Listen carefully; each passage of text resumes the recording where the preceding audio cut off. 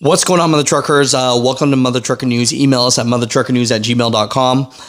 If you got your CDL license from Louisiana or from Oregon, there is pretty much a 100% chance that your identity has been breached. The reason why is because the Louisiana Department of Transportation and the Oregon Department of Transportation both got hacked by a group in Russia. And it says here, driver's license in Louisiana and Oregon targeted in massive cyber attack. Entities and organizations around the world. MOVEit is a third-party data transfer service that is widely used to send large files, and it is at the center of this very sophisticated breach. You've probably already heard other national news reports about major businesses and organizations dealing with this as well. Yesterday morning, Governor Edwards held a unified command group meeting in which he was briefed on the newly discovered scale of this attack involving Office of Motor Vehicle data.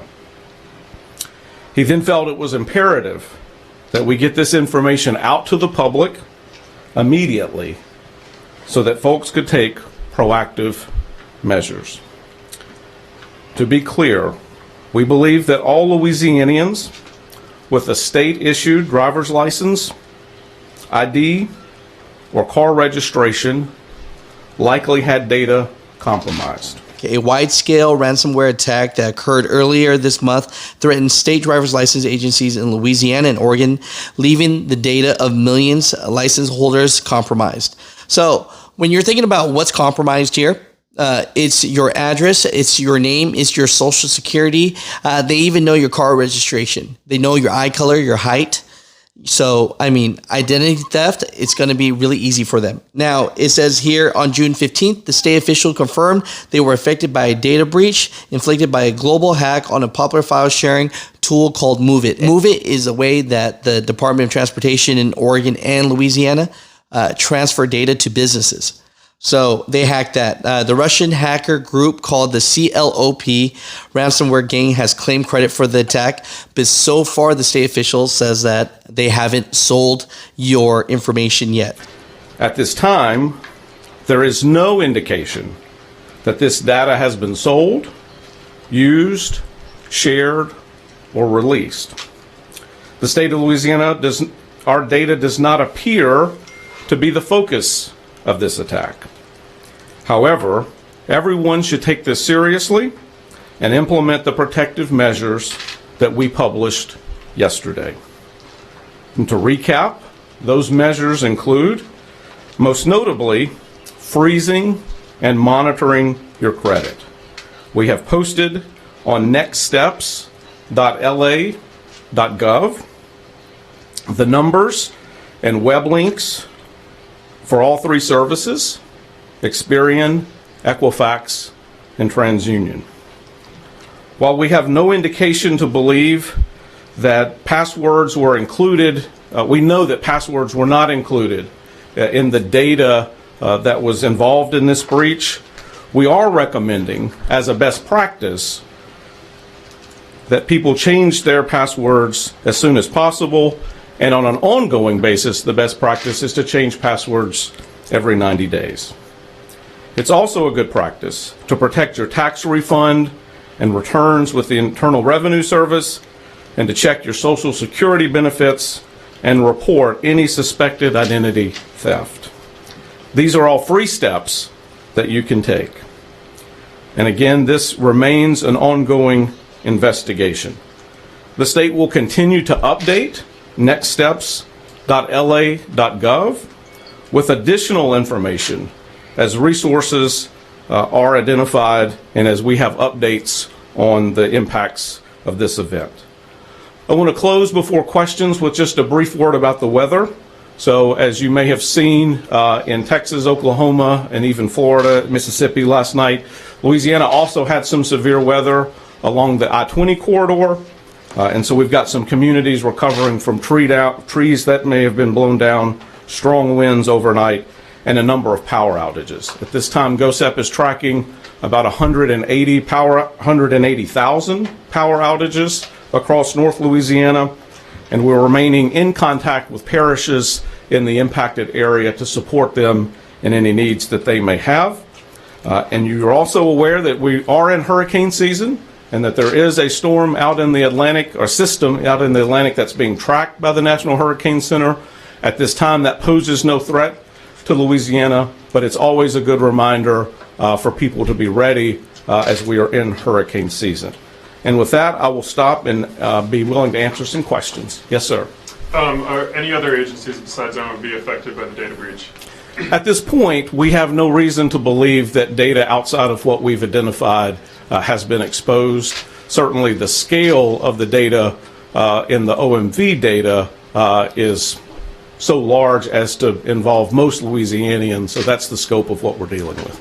Yes, sir. Can you say what type of measures are being put into place to protect citizens at other state agencies, at LDR, LDH? LDR obviously has people's bank account information. Is there additional stuff being done to make sure that those agencies aren't hacked? So we are looking at all of the potential systems that were involved with MOVEit. As soon as we were notified that there was an issue, protective measures went into place involving that software, and our investigation has revealed no other issues. Obviously, this is ongoing, and so we'll continue to work that and be looking at ways to ensure that for this or for other issues that we've got that data taken care of. Yes, sir. Is MOVEit now secure, or have we moved to another data transfer service? So I don't want to get into the day-to-day on that, but we have updated the software with all of the patches that the vendor has put out, and we are following and working with our federal partners, both CISA and FBI, on additional measures to take to ensure that that system is safe, and so we're tracking that very closely. Yes, ma'am. We know that people with state-issued IDs have been affected, but what about people who have previously had Louisiana driver's license or car registrations? Do we know if they're going to be affected by the breach? I can't answer that completely, but the scale of this would be that it would be wise to take protective action. Yes, sir.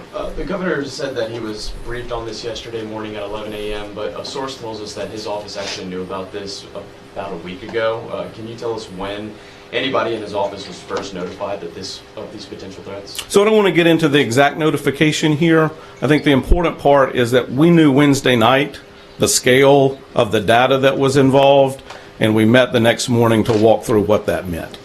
Yes, ma'am. Can you talk more about freezing your credit? Do you recommend everyone use all three platforms to freeze their credit, and how long does this last? Can you talk more about what this really means and why you might be at risk if you don't do this? Yeah, so certainly everyone should utilize all three services in freezing their credit, and just follow the instructions on their website and the information that they have. We'll put some additional information on nextstepsla.gov about that, but all three services should be utilized.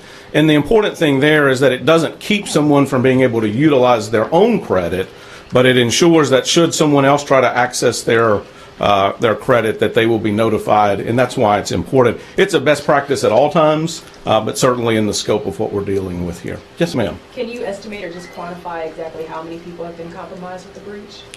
So the exact number of data is, I believe, in the excess of 6 million records, but that is duplicative, right? Because some people have both vehicle registrations and driver's license, and so the simple answer there is that everyone that had one of those likely had their data breached. Yes, ma'am. I know you said you don't know if the data has been sold or used or shared, but has there been an uptick in a number of people suspecting that they've had identity theft?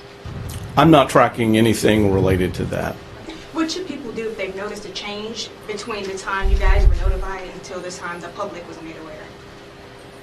So I think the best practices come into play. At that point, there is information on reporting both to the, so if they've seen activity on a particular card or if they've seen activity on a particular account, they should talk to that company about freezing that account and handle their charges with that company. And then there's some information on the website also about the information that they can provide. Hang on just a second so that I get it correct.